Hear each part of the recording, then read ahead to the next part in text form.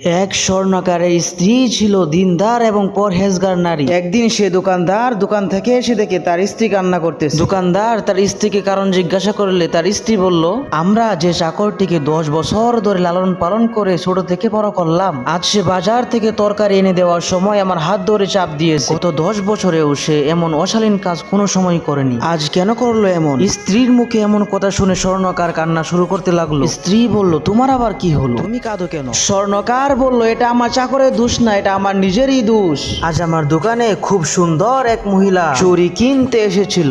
তখন সে চুড়িগুলো পরতে পারতেছিল না। সে আমাকে বলল চুড়িগুলো পরিয়ে দিতে। আমি তার হাতটা ধরে দেখি তার হাতটা খুবই তুলতুলে। তখন তার হাতে খারাপ নিয়তে একটা চাপ দিয়েছিলাম। আমার এই উপকর্মের জন্যই আমার বিশ্বস্ত চাকর আজ তোমার সাথে এমন আচরণ করেছে, আর এটাই হলো আমার উপকর্মের ফল।